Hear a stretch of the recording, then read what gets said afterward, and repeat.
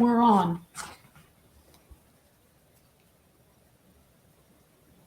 Welcome to everyone, everywhere across the globe, joining us tonight for the most exciting part of the conference weekend, the Royal Palm Literary Awards Ceremony. My name is Chrissy Jackson, and as your conference director, I am honored to be able to kick off this part of the program. Just a few housekeeping items first. No need to rein in your enthusiasm. Feel free to shout, yell, and cheer for our family of writers. On the right-hand side of your screen, you'll see the same chat option you've used for the last couple of days, and it's in heavy use already. Please continue to share comments, greetings, and congratulatory messages. As you most likely know from attending other sessions, at the bottom of your screen is an Ask a Question button.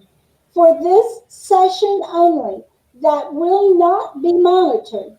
There's no questions to be asked, so do not use it. And now, let's get this show on the road.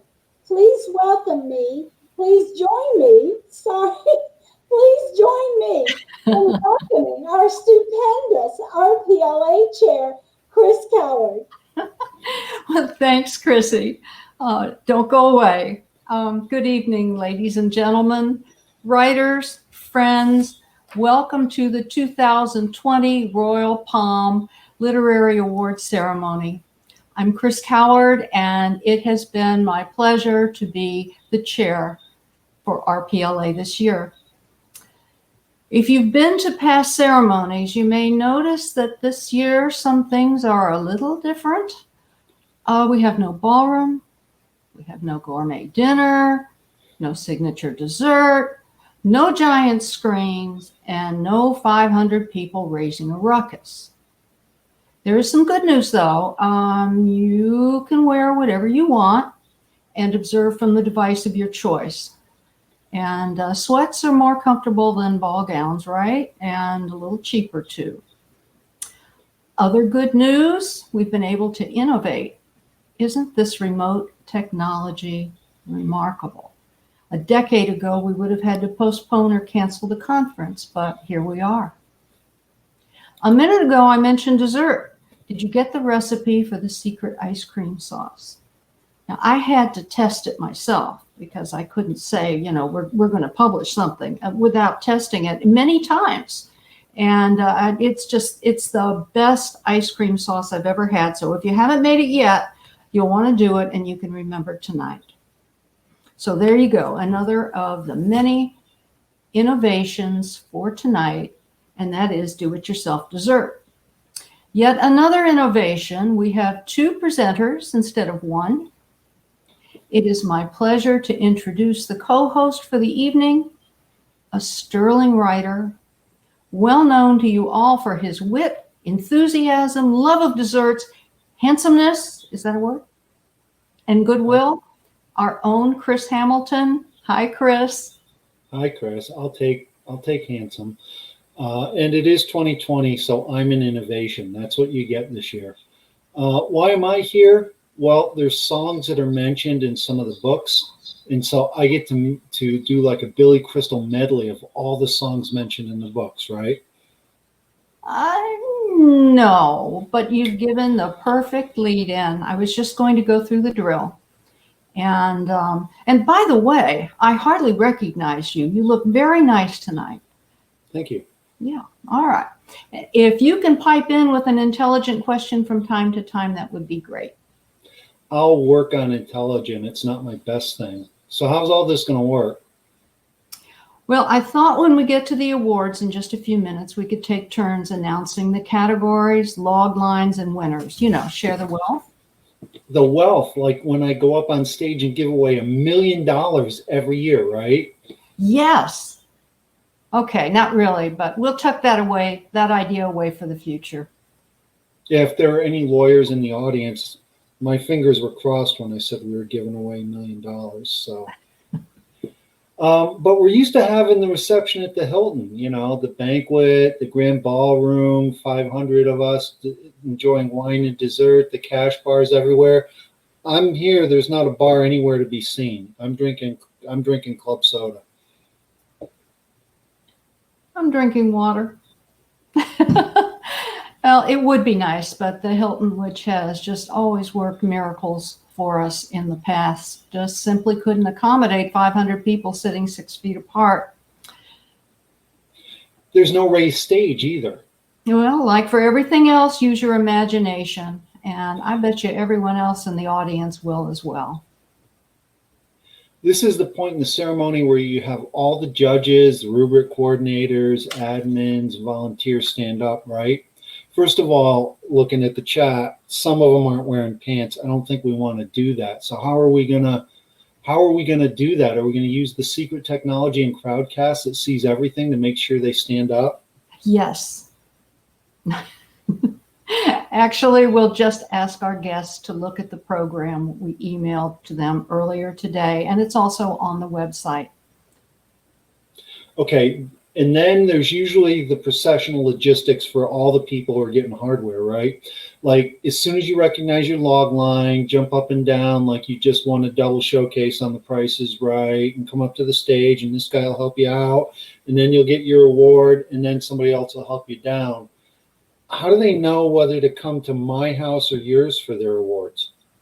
Well, actually, neither, Chris. They stay at home and comfy. And by the way, a couple of folks have written to contact us asking if the winners' photographs the winners' videos will show on screen. And as much as we would have loved to have done that, our setup will not allow us to do it. But the winners' pictures will show as they used to in the live presentation. So we get to keep all the awards and stickers and stuff since nobody's coming to our houses, right? Yes, and I'm sure nobody would mind. I took the liberty of putting my name on all the trophies. That's okay, right? Seriously, the awards will be mailed with the correct names. No worries. You know what this remote celebration is like? It's like going to the movie theater. I remember those.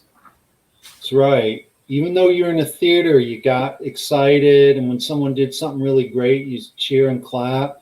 If you're at Rocky Horror, you threw stuff at the screen, which everyone is welcome to do at home with their computer, even though people on the screen can't hear you. You're saying you want to applaud the big winners in tonight's ceremony? Yep. Do it, and I'll clap with you, and maybe the folks at home will too. It's more fun that way. Okay, there's one other thing. I mean, we're not professionals. We don't do this for a living. And we've had a couple glitches here over in a couple of the sessions. So basically, this is our houses. It's not 30 Rockefeller Plaza.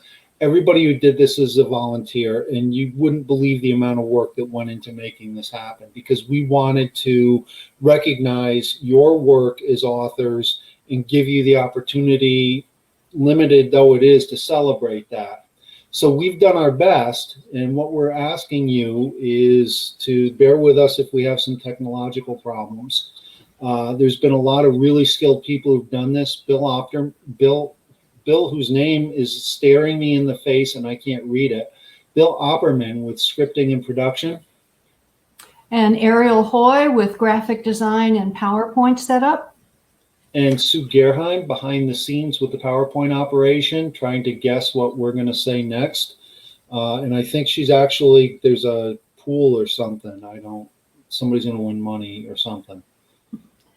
And this is off script, which is probably going to drive everybody crazy. But I would like to say that while we've had some amazing folks with RPLA working on taking us to a place where we've never been before, so have we with the entire conference.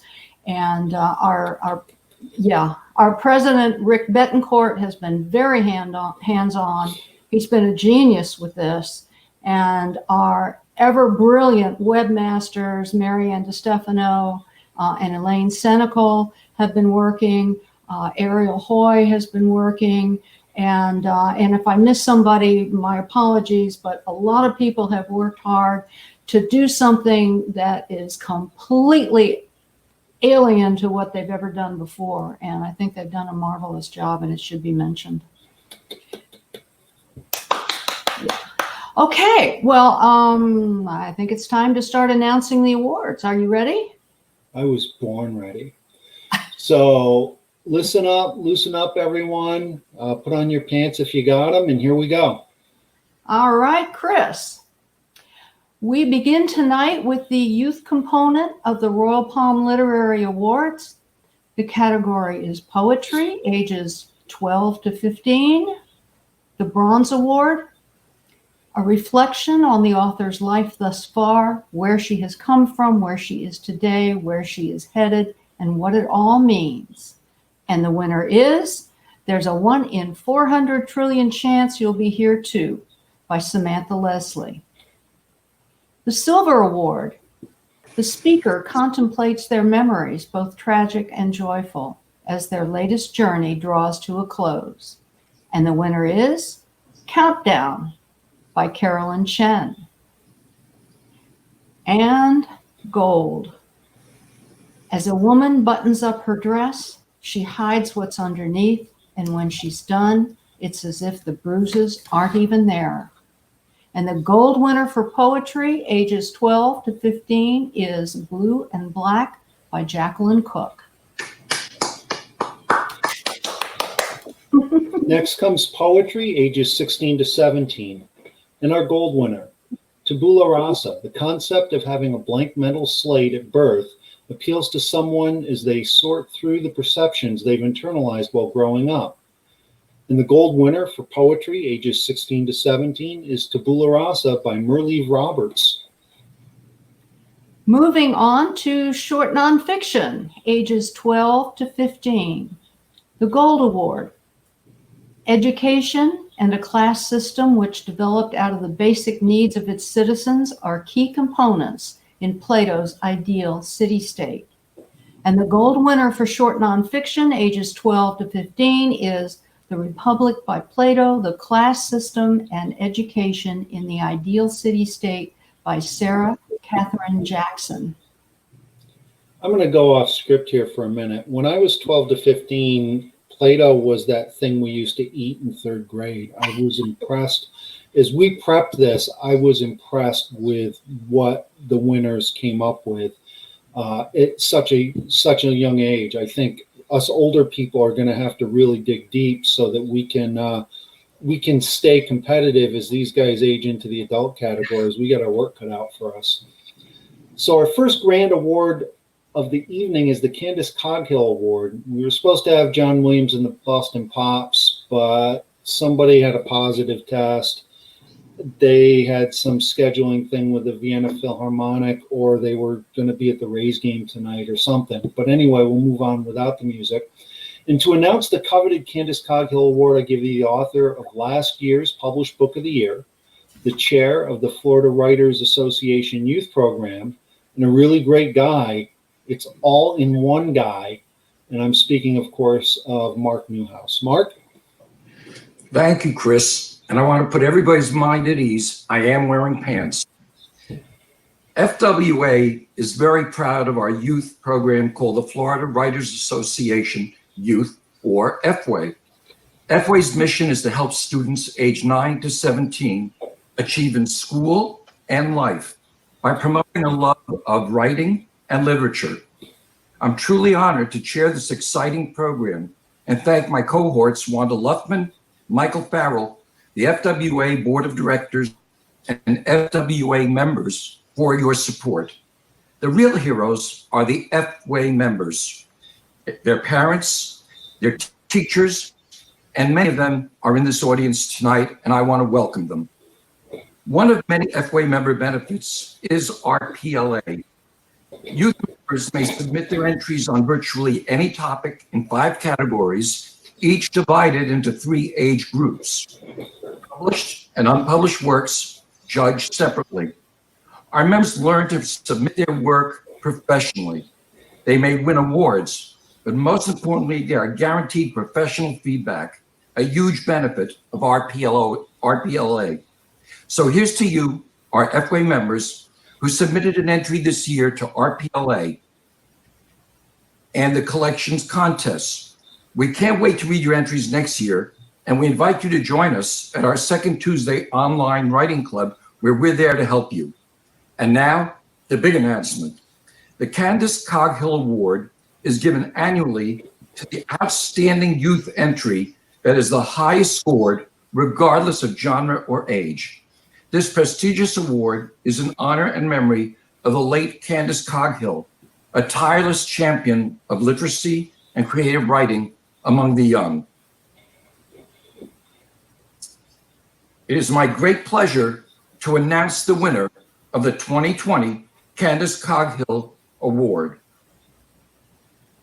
As a woman buttons up her dress, she hides what's underneath. And when she's done, it's as if the bruises aren't there. And the winner is Blue and Black, unpublished poetry, ages 12 to 15, by Jacqueline Cook. Jacqueline Cook is an award-winning writer who enjoys writing very much. She has been published several times and attends Osceola Country School for the Arts for Creative Writing. Congratulations, Jacqueline, your family, your teachers. FWA and FWA are very proud of you and all our FWA finalists and winners. Thank you very much for a wonderful experience.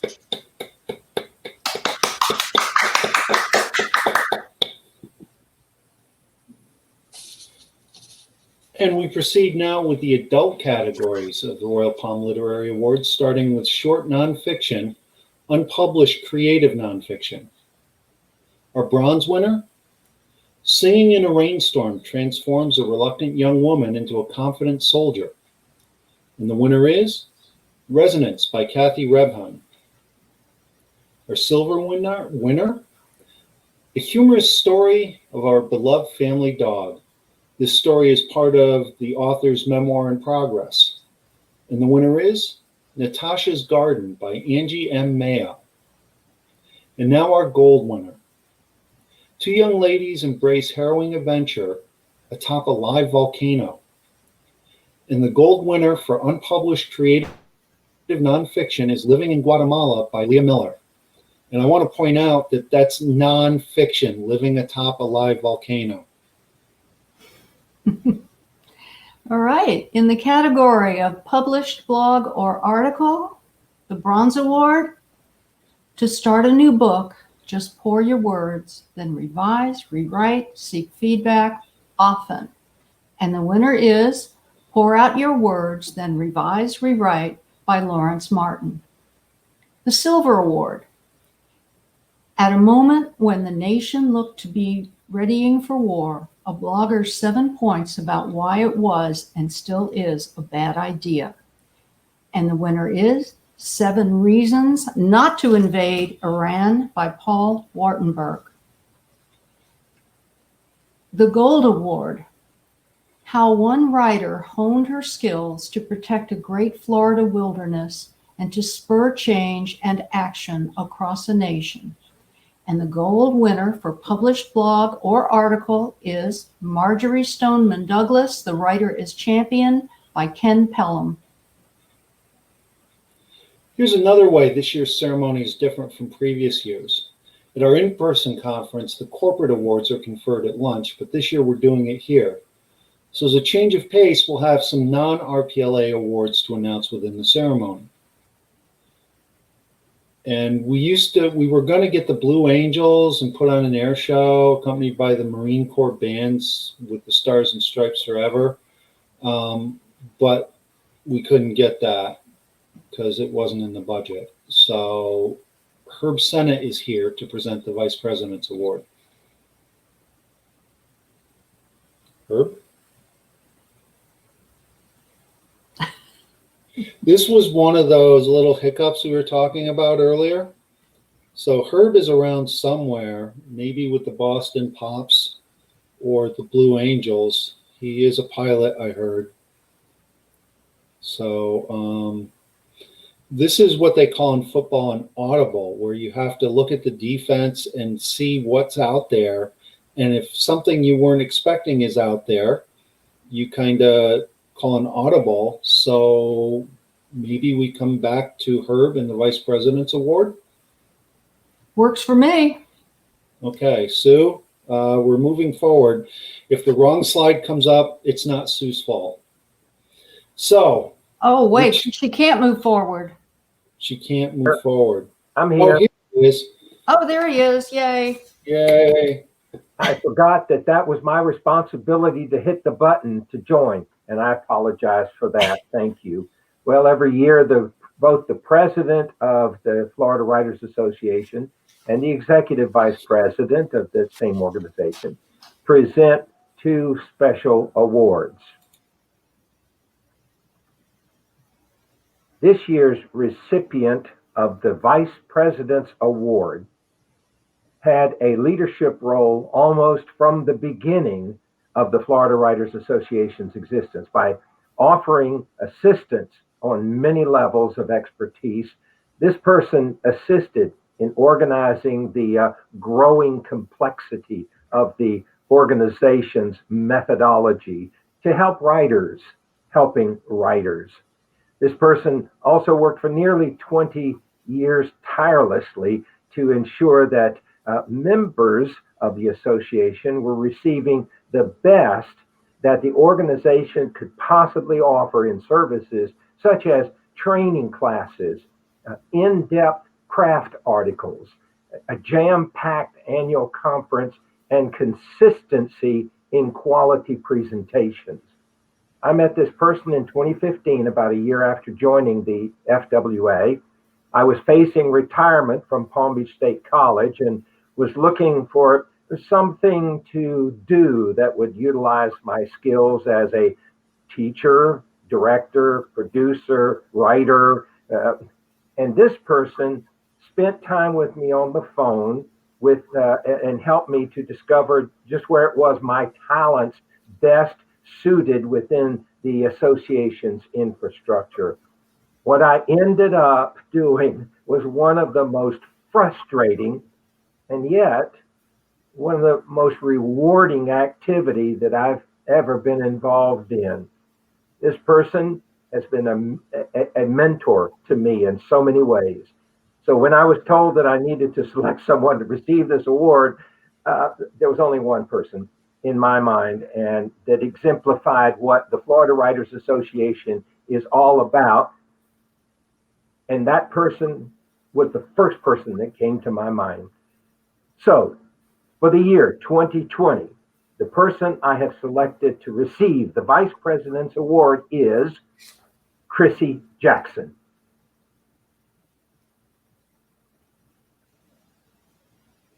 And thank you so very much. I can hear the applause. Yay, Chrissy. Thank you very much.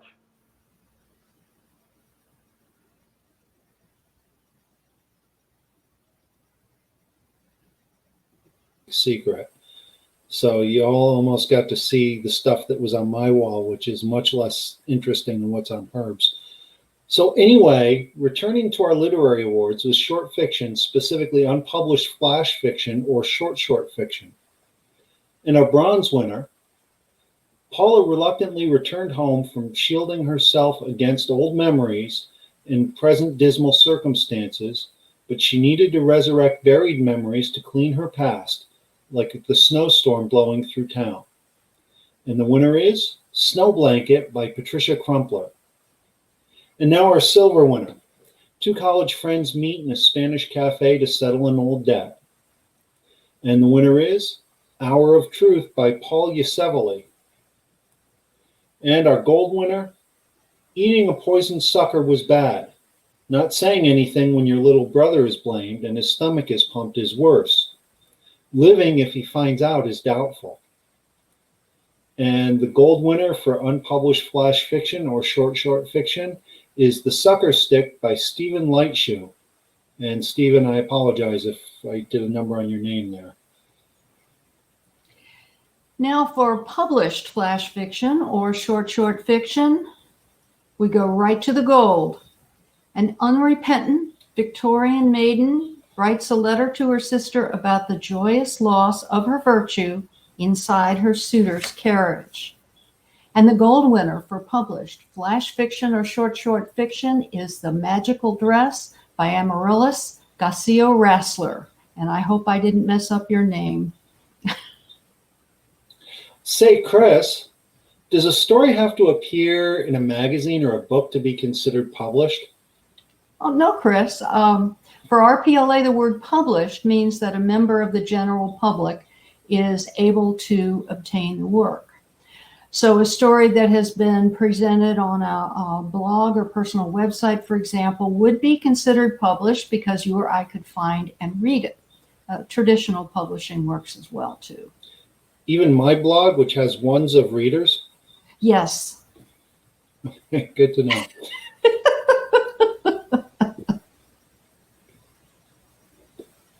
Oh, that's me. That's you. Sorry about that. Continuing now with short fiction, unpublished short story, Bronze Award. A winner goes to his 50th university reunion, looking for an old friend. Old memories disappoint, but new ones change his life. And the winner is A Minefield of Memories by Dalton Mire. The Silver Award. After centuries of nursery rhymes and a pattern of deliberate misinformation, we finally learn the despicable truth. Humpty Dumpty sat on a wall.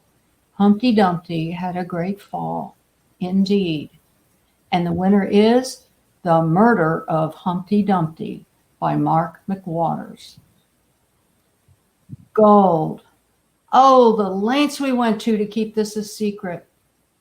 Barry has never heard the story of his husband Paul's encounter with Jack, aka Mr. Dimple. And the gold winner for unpublished short story is New to This by our scriptwriter and ceremony producer who was kept in the dark through devious means, William Opperman. And now more short stories, but this time published. Our silver winner? An elderly man comes to see Dr. Katz, a lung doctor, for a routine medical problem, emphysema. But Dr. Katz soon realizes he is no ordinary patient, but someone truly special. And the winner is An Ordinary Patient by Lawrence Martin. And by the way, Larry doesn't make a big deal out of putting doctor in front of his name, but he is a medical doctor and he's written a number of stories involving medicine that have won RPLAs. And now our gold winner?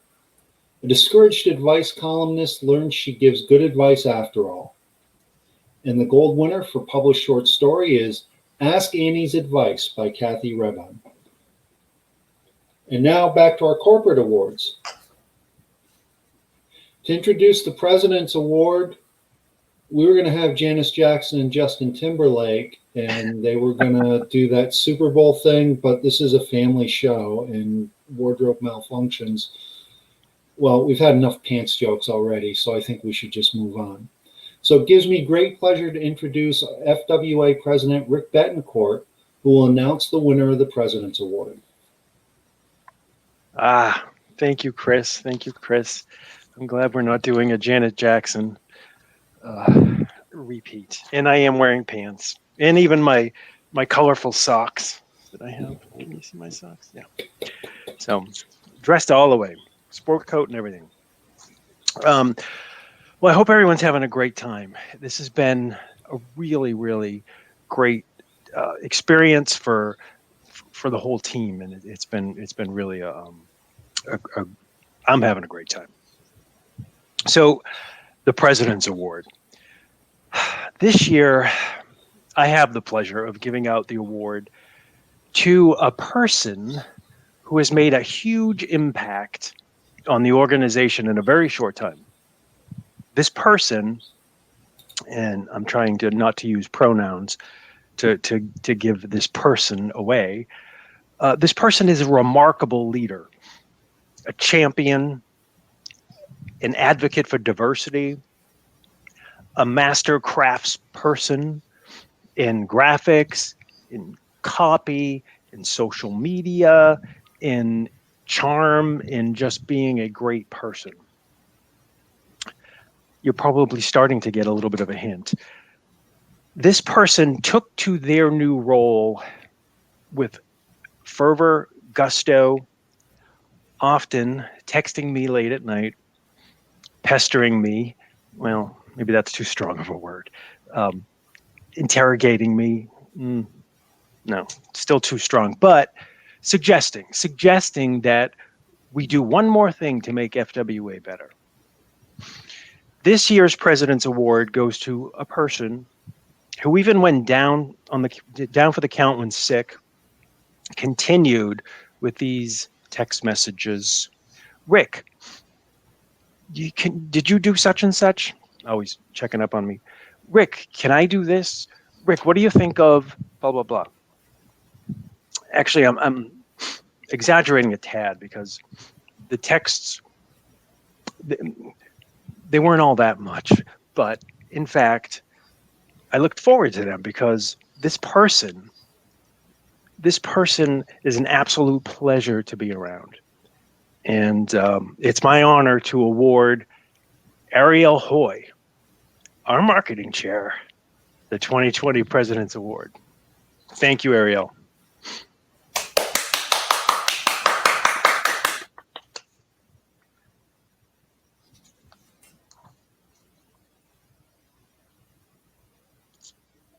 Chris, you're on mute. Oh. Okay, so whoever Whoever had you're on mute on the bingo card tonight, you can X that off. Ariel's a big part of the reason that we've got this. She was kind of instrumental in putting the technology together as well. So to all the people who are saying in the feed that she deserves it, I don't think anybody's going to disagree with that. And now it's time to announce the winners in poetry, unpublished. Bronze, a poem about my price for freedom. And the winner is One Baby Photo by Elena Fowler. Silver, this one didn't have a log line, but the winner is Perspective by Betsy Donohue. And now our gold winner, the 12-year-old facing the morning after a father's death. And the gold winner for unpublished poetry is Merge by Susie Hart. For poetry published, the Bronze Award. The poet contemplates the duties of a leader. And the winner is A Naked Emperor by Linda Krause. The Silver Award. A poem about a boy told from his toy dinosaur's perspective. And the winner is the Triceratops. Oh, crud, I got it in practice. Dinosaur. The Dinosaur and His Boy by Amy Michels Cantley. And the gold, a woman of a certain age enters the world of online dating, and the gold winner for published poetry is Casual Sex by Linda Krause. Oh, wait a minute. Linda won the bronze for A Naked Emperor and the gold for Casual Sex. Is there a theme here? Linda. Okay, and then all the pants references. So we're aiming high tonight. Next is General Catch-All Unpublished. And Chris, when would I use the category General Catch-All? Well, there are two major situations, Chris. Sometimes you just can't find a good fit for your work among RPLA's list of genre categories. And RPLA can't offer awards in every possible genre because we don't get enough submissions of certain types to justify separate awards. Westerns is an example. However, if we find a trend, we may add a new category. For instance, if we get a bunch of Westerns submitted for General Catch-All several years in a row, we would consider adding Westerns as a category. So if your critique group published everybody's best work last summer, would that qualify? That's tricky because the preliminary judges read the first 30 pages and they need to read what's representative of the entire work. So to give them a representative look at the entry, there must be a sampling, a significant sampling of every contributing author in the first 30 pages. But if all authors are significantly showcased, the anthology may be submitted. If not, sorry, it's a no-go, and that's a frowny face. Like that. So I wrote this novel about a surfer zombie multi-level marketer who finds God and finally marries the multi-level marketer of his or her dreams next door. Would that count? Only you, Chris. That's Only. right. That's the second case, Chris, when your work defies description, which it, for the most part, does from what I've seen. Okay. Something else. If you submit under general catch-all, you may not submit the same item in any other category.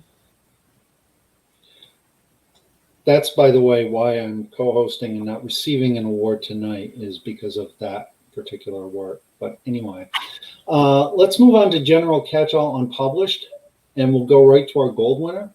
Short poetic forms from around the world for young poets. And the gold winner for unpublished general catch-all is Shorties, Short Poems in Their Forms by Shutta Crum. Okay, in the category of general catch-all published, the Bronze Award. This segment of an anthology about women with Latin roots describes one author's experience moving between Yaco, Puerto Rico, and Flint, Michigan, and falling from prosperity into poverty. And the winner is Like Finding Water in the Desert, Rewriting by Jean Morsiglio.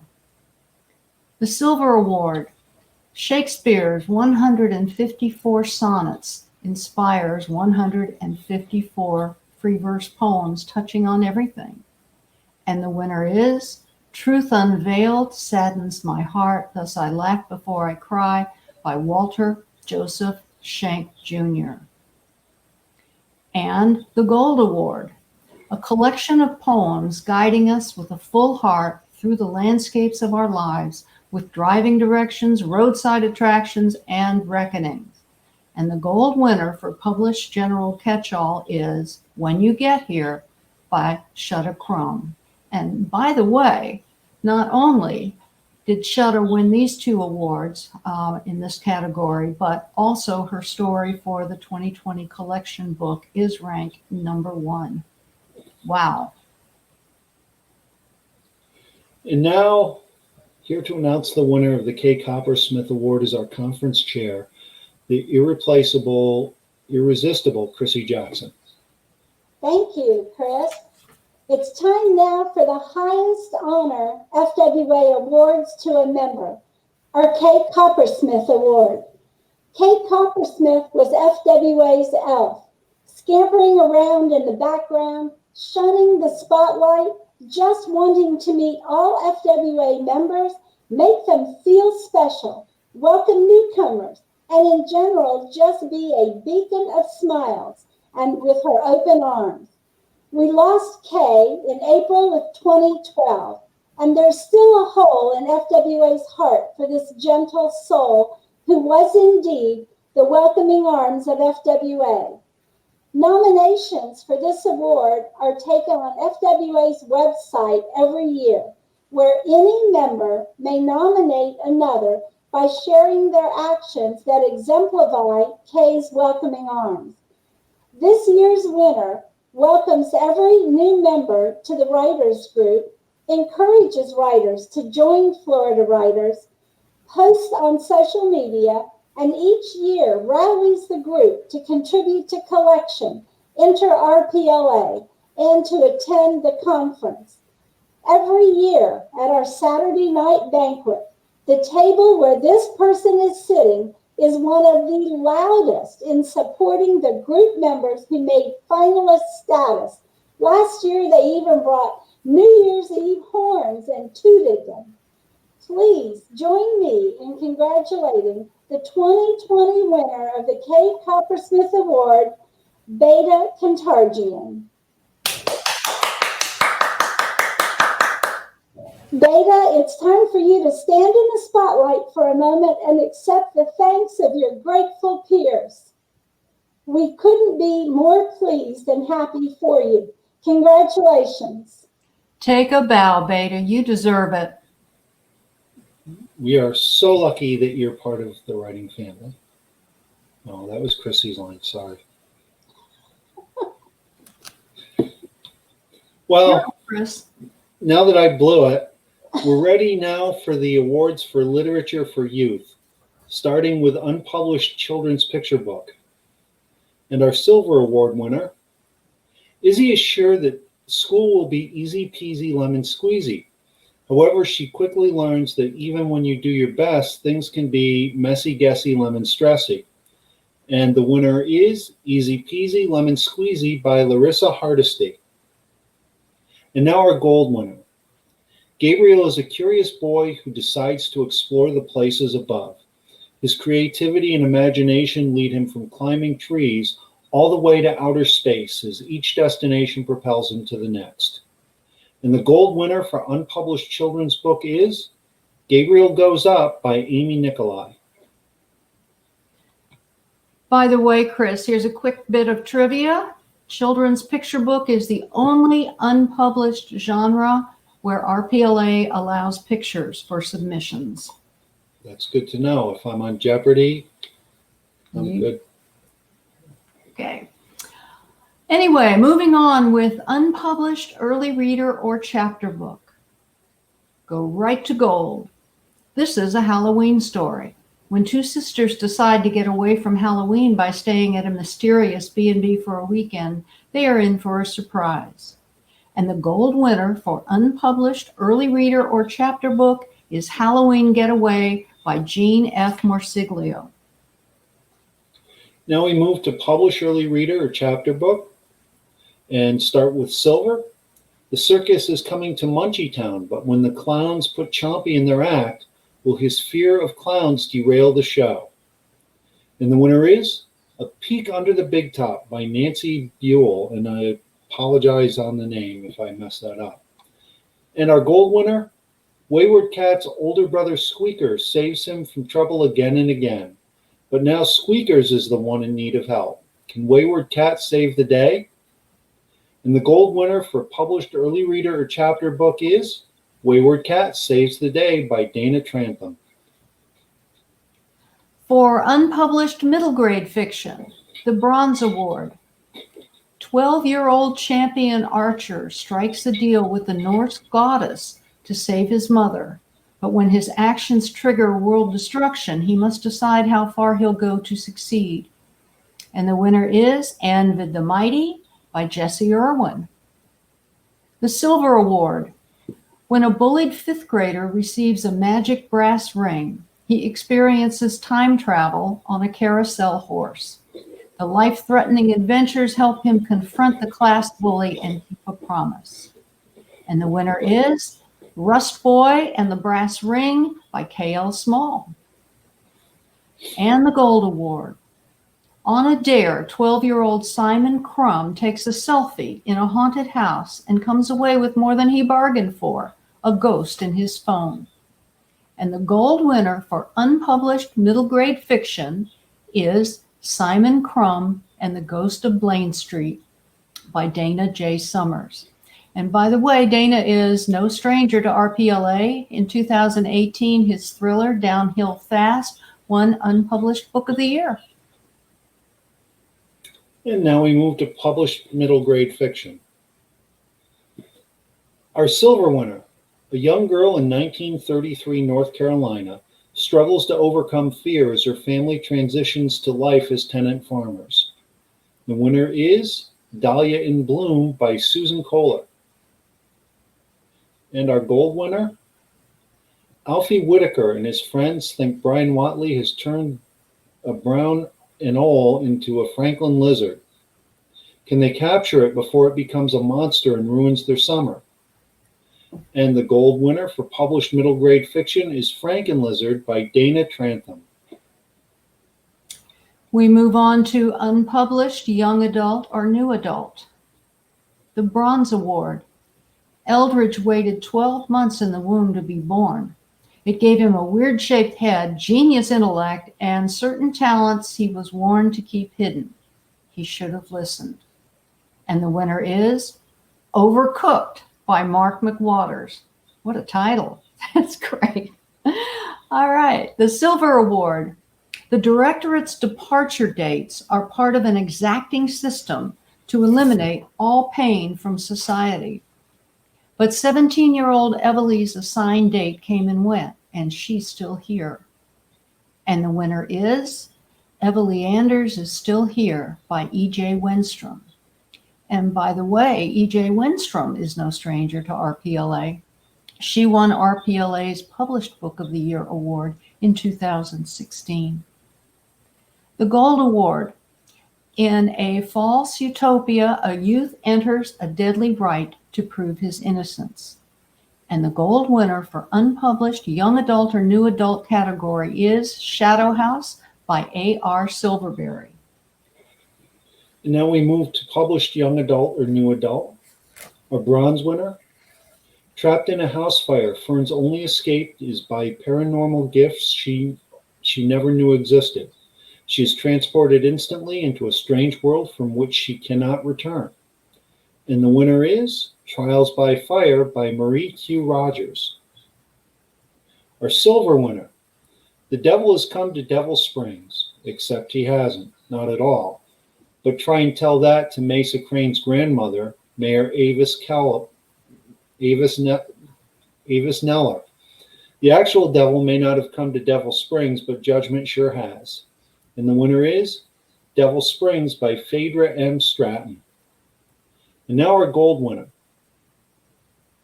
A confrontation with her mother in the guidance counselor's office forces a high school sophomore to join a virtual reality chat room or be forced to attend therapy sessions.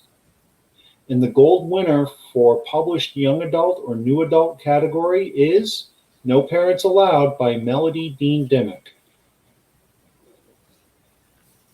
Okay, moving on. To Best Children's Book. Let's have a little imaginary fanfare here. It's time to announce the winner of the Best Children's Book. But first, a short explanation.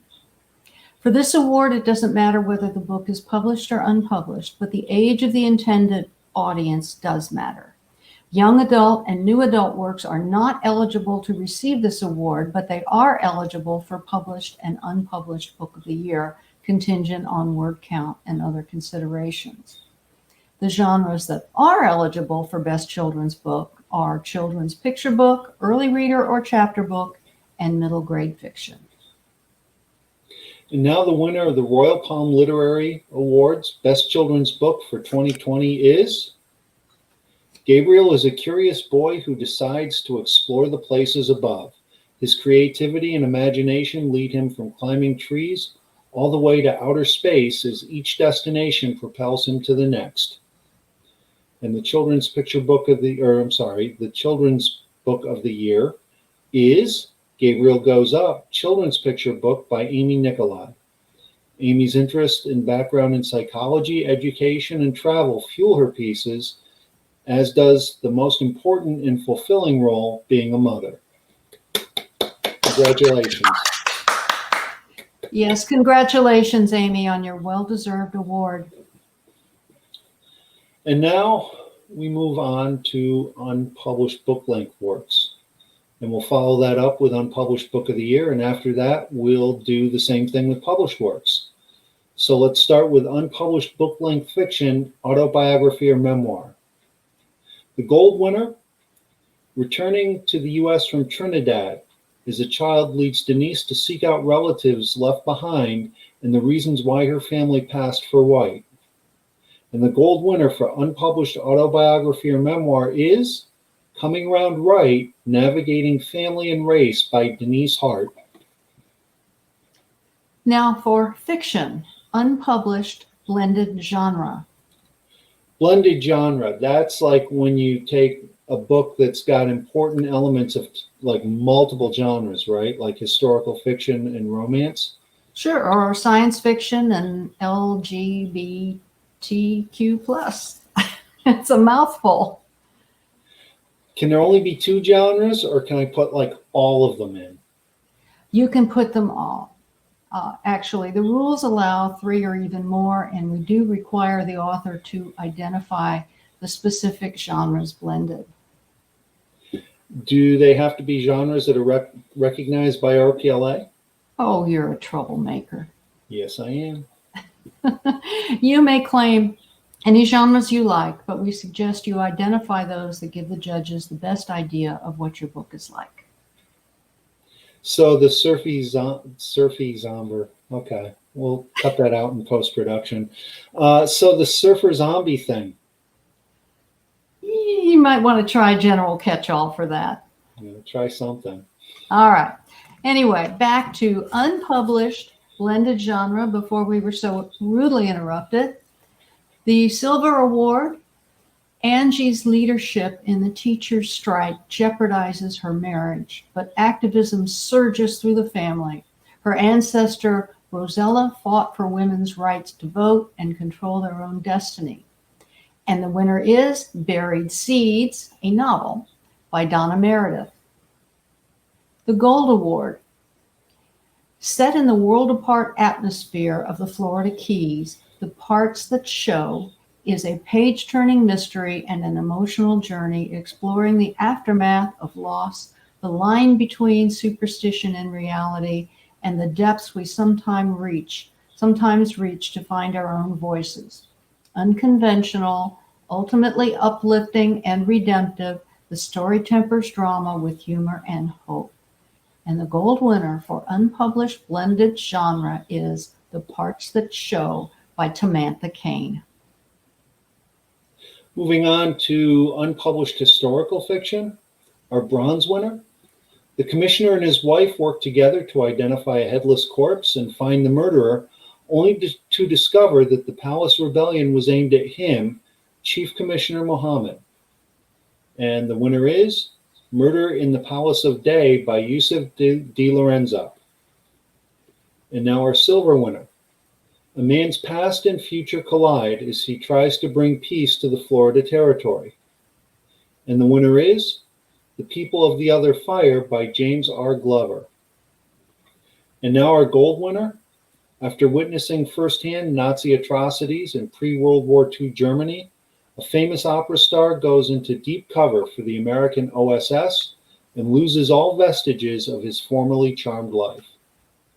And the gold winner for unpublished historical fiction is The French Tenor by Joyce Wagner. Moving on to unpublished mainstream or literary, the Silver Award. When rock star Ricky T decides he hates his life, he comes up with a unique way to deal with his problem. And the winner is Resorting to Fraud by Gail Holnick. The Gold Award. An interracial friendship lies at the heart of this adventure-littered, coming-of-age story set in an outback mining town filled with pitfalls. And the gold winner for unpublished mainstream or literary is Boomerang by Susan Dobson. And now we move to unpublished mystery or crime. Our silver winner. A reckless scientist and a smart fruit vendor together unravel the secrets behind a mysterious series of deadly poisonings that keep a southwest Florida town in suspense. And the winner is Dead Natural by Urs A. Bosterli. And our gold winner. In 1797 Algeria, Chief Commissioner Mohammed and his wife risk the safety of their family to shelter a battered woman and bring her abuser to justice. And the gold winner for unpublished mystery or crime is The Domain of the Moon by Yusuf Di Lorenzo. Moving on to unpublished novelette. We go right to the gold. Something pulled Ellen into the Guilty Treasures Emporium that day. What she bought there began to change her the moment she stepped inside, and not for the better. And the gold winner for unpublished novelette is Guilty Treasures by, again, Mark McWatters. And now we move on to unpublished novella. Our gold winner, an updated generation-skipping riff on Homer's Odyssey set in the Caribbean. And the gold winner for unpublished novella is Rhea's Raincatcher by Dennis Dunnigan. And we move on to unpublished romance, and again go right to the gold. A free-spirited woman falls for a by-the-book accountant, but their lifestyle differences create a chasm that can only be bridged by a shared love of dachshunds. And the gold winner for unpublished romance is Love to the Rescue by Janet Franks Little. And moving on to unpublished science fiction, our bronze winner. The directorate's departure dates are part of an exacting system to eliminate all pain from society. But 17-year-old Eva Lee's assigned date came and went, and she's still here. And the winner is Eva Lee Anders is Still Here by E.J. Wenstrom. Our silver winner. The Navy commander needs the Countess's knowledge. The spy wants her dead. The fate of Britannia depends on who gets to her first. And the winner is Of Time and Place by Mark Chick. And now our gold winner. In a false utopia, a youth enters a deadly rite to prove his innocence. And the gold winner for unpublished science fiction is Shadow House by A.R. Silverberry. Moving on to unpublished thriller or suspense, go right to the gold. When Axis saboteurs threaten America's nuclear program, ex-Marine James Coloradus, a Mescalero Apache, must join forces with his ex-fiancée and her mother to defeat the deadliest agents in the world. And the gold winner for unpublished thriller or suspense is A Desperate Race by Michael Jordan. Next, we move to unpublished women's fiction. And our gold winner, Angie's leadership in the teacher's strike jeopardizes her marriage, but activism surges through the family. Her ancestor Rosella fought for women's right to vote and to control their own destinies. And the gold winner for unpublished women's fiction is Buried Seeds, a novel by Donna Meredith. So, Chris, if I publish something next year that I entered as unpublished this year, can I enter it next year as published? Not if you win one of tonight's awards, but otherwise, as long as the piece qualifies in other respects, such as the first copyright, etc., you may resubmit it. I assume I'd have to make some significant changes to it, though, right? Nope. We hope the judges' comments and the rubrics are helpful and point out improvement opportunities, but you're not required to change a word. Interesting. Okay, and now all the way from St. Petersburg, the Florida Orchestra to introduce, wait, what? They're stuck in traffic? Oh no. Looks like their 1960 Volkswagen Beetle bus with no Wi-Fi is hemmed in. All right, ladies and gentlemen, we move on. We are at the countdown for Unpublished Book of the Year Grand Award. We will start with the fourth runner-up on the basis of total certified points. Excuse me. And now the fourth runner-up for Unpublished Book of the Year.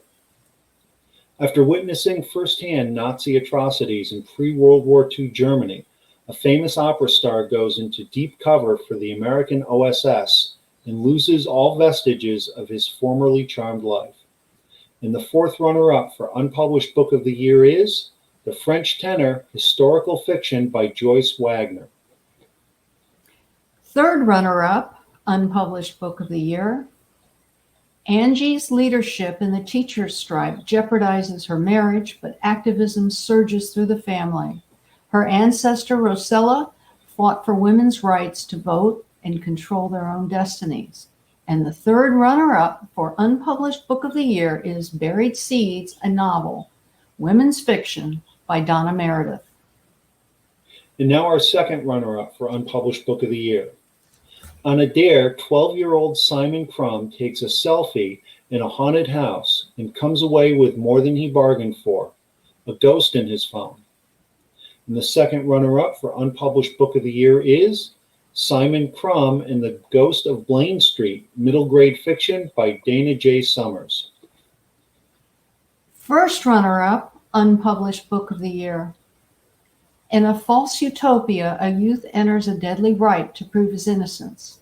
And the first runner-up for Unpublished Book of the Year is Shadow House, Young Adult or New Adult by A.R. Silverberry. And before we get to the Unpublished Book of the Year, Chris, Yes? what does the Unpublished Book of the Year receive? A spot on the New York Times bestseller list? Sure. No, we can't promise that, but besides all the honor and fuss of this evening, besides the continuing publicity after the ceremony, and besides the bragging rights and attention on social media, the author of the Unpublished Book of the Year receives a check, a medallion, and a trophy. And the pot of gold at the end of the rainbow, and probably the best feeling that they've had in an awful long time. So let's figure out who won. The Unpublished Book of the Year. An interracial friendship lies at the heart of this adventure-littered coming-of-age story set in an outback mining town filled with pitfalls. And the 2020 RPLA Unpublished Book of the Year is Boomerang, Mainstream or Literary by Susan Dobson. Australian writer Susan Dobson has traveled widely, working as a physical therapist in her native country and in Europe. Congratulations, sir. Yes, congratulations, and good luck with your publisher, Susan. You bet. So now we begin awarding prizes for published book length in fiction and nonfiction, beginning with nonfiction, starting with published autobiography or memoir. Our gold winner, a story about growing up in post-war America that contrasts the innocence of youth with such collective fears as nuclear annihilation, homosexuality, and a black family moving next door. And the gold winner for published autobiography or memoir is In Black and White, Memories of Racism, Innocence, and Revelation by Robert Pearson. And now for published biography, we go right to the gold. The story of how a Jewish survivor and a black lieutenant prevailed against genocide and racism. And the gold winner for published biography is Witness for My Father by Barbara S. Berggren. And now we turn to published educational or informational. And Chris, what's up with the or? Why the choice? You're new here, aren't you? Yes, I am. RPLA has several situations like this, Chris. In order to make the pool of entries large enough to produce meaningful wins, we sometimes join similar genres for the sake of conferring awards. Other examples are mystery or crime, blog or article. Now, the author specifies which of the genres describes the work, and the judges evaluate accordingly. But the genres are yoked only for the purposes of conferring awards. So for thriller or suspense, for example, the gold award could go to the thriller and the silver award could go to a suspense novel, or the other way around. Very good. So moving on to published educational or informational, our bronze winner. To ensure a powerful universal truth is not lost upon new generations. A masterful study in decision-making shows spiritual thinking always wins the day. And the winner is Power Your Decisions Self-Study Workbook, an up-to-date guide to Dr. Barker's revolutionary classic by Dr. Pamela Gray. Our silver winner, Baseball Transcends Different Eras. It is filled with many heroic, heart-rending, and fascinating stories. The game also has a dark side, and this is what this book is about. And the winner is Say It Ain't So, Joe by Jack L. Hayes. And now our gold winner, a must-have at-your-fingertip reference for anyone who writes or wants to write for or about kids. And the gold winner for published educational or informational is The Young Adult Writer's Journey by Janet E. Post. All right, moving on. Published history, the Silver Award. Carlisle Harris has a headache, his secret wife. She had chronic headaches. Did he have a capsule which would take care of both their headaches? And the winner is 6 capsules, The Gilded Age Murder of Helen Potts by George R. Deckles Sr. And the Gold Award, Liz Randall spent 2 years exploring Florida's ancient and enchanting Ocklawaha River. Her journey provides an inside look at the rich recreational resources of the river, its wildlife, and the people, past and present, who contributed to its history and welfare. And the gold winner for published history is An Ocklawaha River Odyssey, Paddling Through Natural History by Elizabeth Randall. That's it for nonfiction. Now we'll move on to published book-length fiction categories, beginning with blended genre. Our bronze winner, a gutsy heroine, a reluctant hero, a cute dog, and 3 rival shifter gangs on the hunt for mysterious artifacts. What could go wrong? And the winner is Bishop Takes Night by McKenna Dean. Our silver winner, a college freshman tries to escape the crazy life of his family's motel biz. His path to normalcy is college, but his plan goes awry when he meets a girl. And the winner is The Florida Motel by Jay Gilbert. And now our gold winner. A socially inept computer geek longs to become a sexy, powerful vampire. A be careful what you wish for story filled with vampires and romance. And the gold winner for published blended genre is Vamped, The Turning by Chris Holmes. Now for my favorite category, published fantasy, the Silver Award. A modern-day pirate must sacrifice everything to save the daughter he never knew he had. Problem is, she lives 200 years in the past. And the winner is The Orion Chronicles, The Godstones by R.L. Keck. And the Gold Award. Hyacinth always assumed dying would simplify her life. Apparently not. And the gold winner for fantasy is Waking the Dead by Carrie Blaisdell. And now we move on to published historical fiction. Our bronze winner. A flamenco dancer in Tampa's Latin district is on the run from mobsters, moonshiners, and the feds. Her only hope for survival is in gypsy magic. And the winner is Flamenco in the Time of Moonshine and Mobsters by David C. Edmonds. Our silver winner. Trains are taking thousands from the ghetto to an unknown destination. What would you do to save your loved ones as the Nazi noose closes? And the winner is The Devil's Bookkeepers 3, The Noose Closes by Mark H. Newhouse. And our gold winner. Set in 1938 Italy, this is the story of Juliana and her 2 cousins who are torn apart as they try to conceal their Jewish identities. Etruscan tombs, unholy plotting, and Il Malocchio, the evil eye, are dangers far greater than the Nazi threat. And the winner for published historical fiction is The Orphan of Pitigliano by Marina Brown. Turning to published humor or satire, go right to gold. Tales of Love, Lust, and Crazy from the Man Bites Dog land of South Florida. Yeah, we know about those South Floridians. And the gold winner for published humor or satire is Tales from the Beach House by James A. Lott.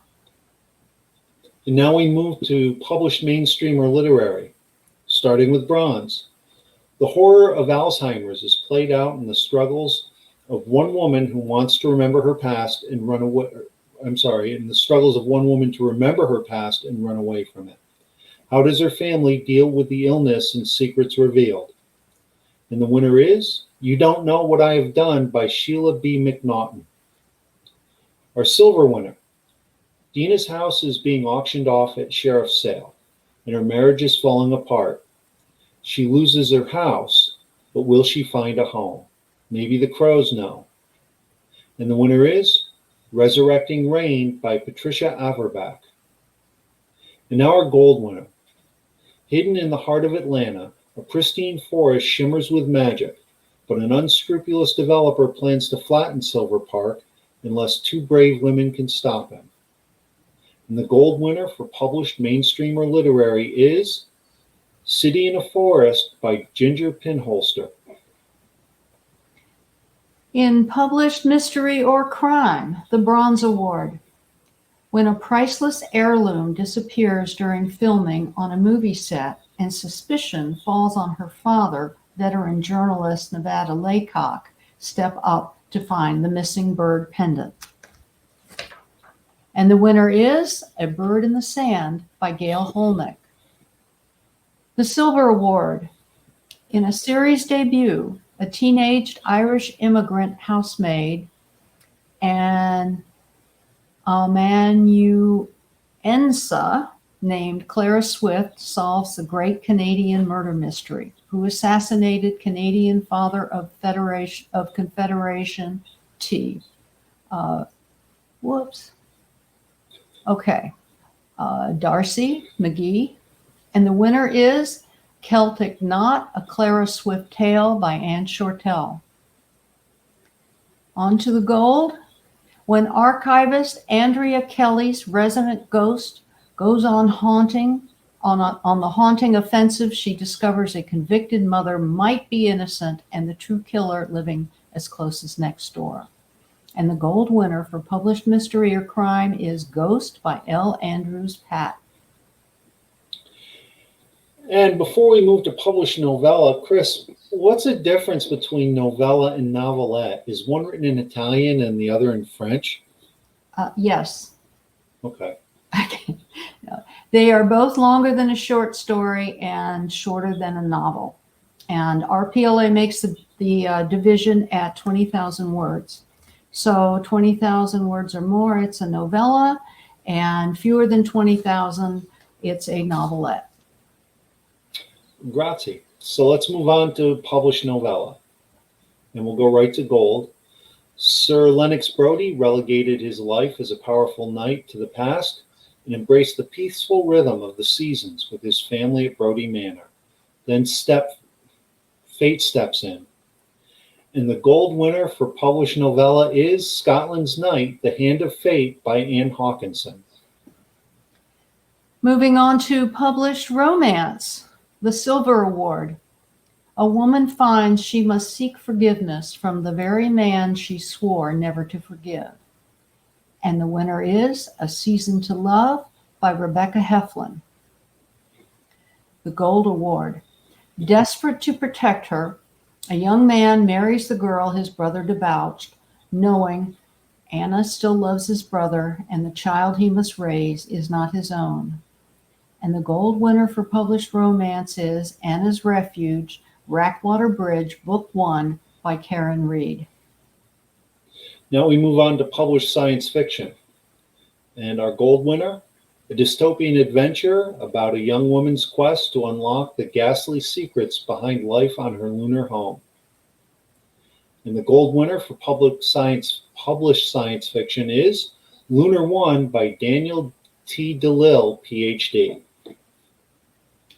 Moving on to published thriller or suspense, the Bronze Award.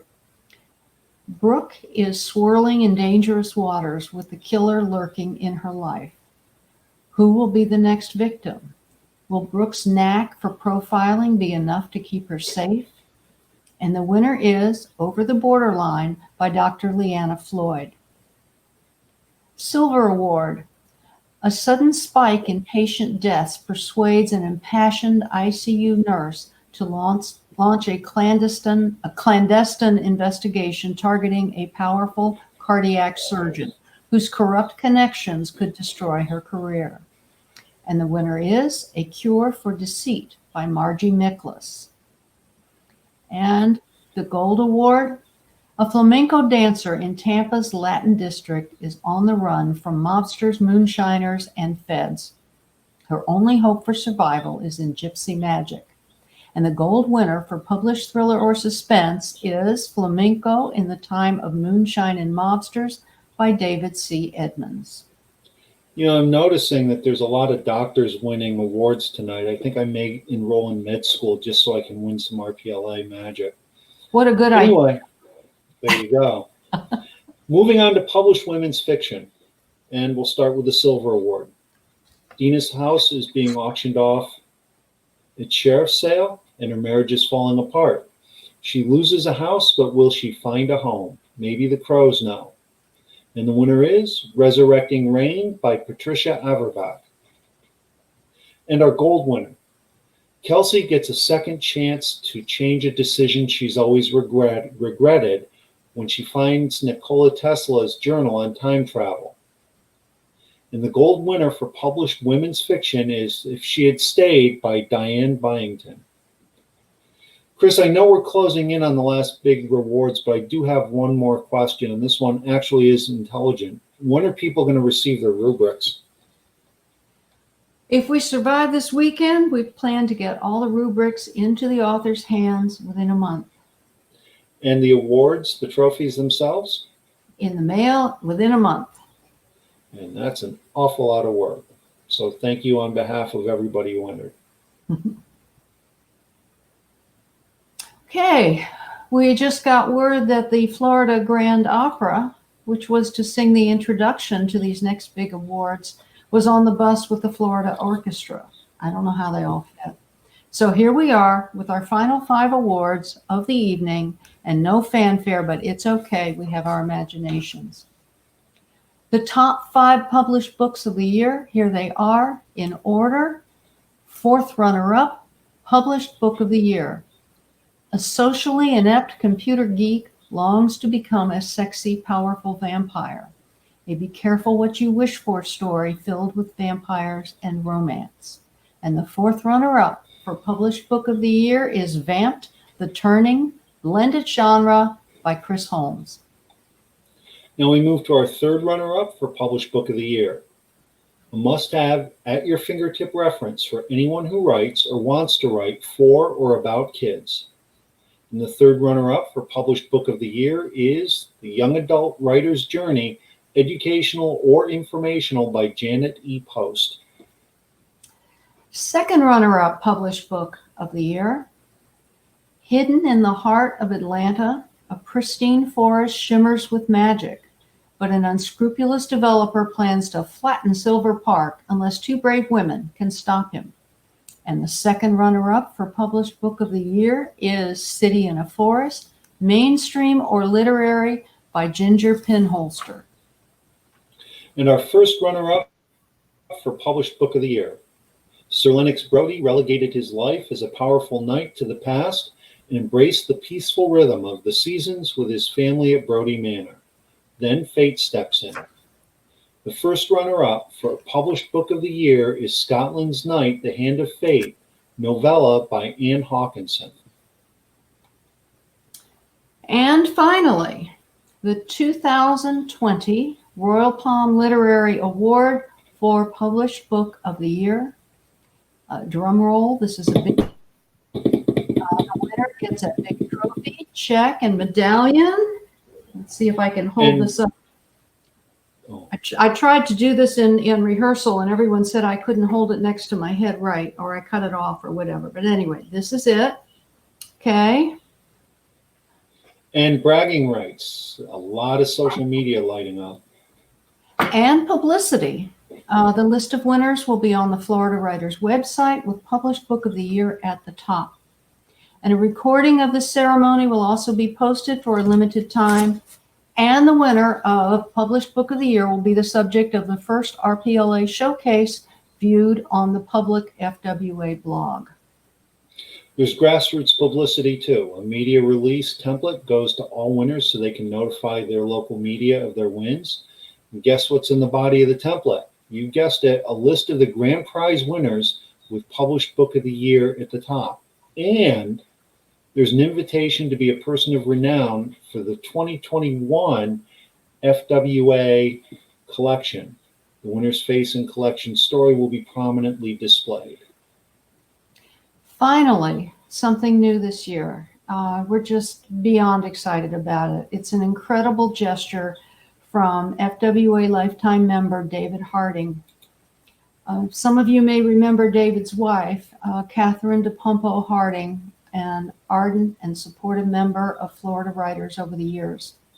Catherine passed away in 2018, and David has created a foundation in her honor and is making an unusual offer to add even more value to the Published Book of the Year award. In brief, here's the story. Catherine contracted multiple myeloma, that's blood plasma cancer, and died at the age of 45 in September 2018. She last attended the Florida Writers Conference in 2016. At the conclusion of that conference, Kate congratulated Book of the Year winner E.J. Wenstrom, and true to form, wondered aloud how she could somehow help such a delightful representative of the Florida Writers Association.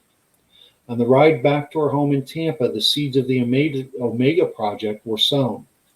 Defined by its name, the Omega Project is focused on the end reader, and facilitating reviews to promote the association's published book of the year and encourage its author. Unfortunately, Kate's illness brought all her philanthropic efforts to a halt. Prior to her illness, Kate was an avid reader and vibrant supporter of the arts. In addition to her ongoing support of local writers, artists, theater, and filmmakers, she routinely put teeth behind the oft-used phrase, thoughts and prayers, by giving of her time and resources to ensure others' recovery and success. As an avid supporter of numerous charities and a practitioner of innumerable random acts of kindness, Kate's giving and forgiving nature brought out the best in others and made her impervious to drama or regret. She thrived on encouraging others. The Catherine DePumpo Harding Memorial Trust seeks to continue her many efforts.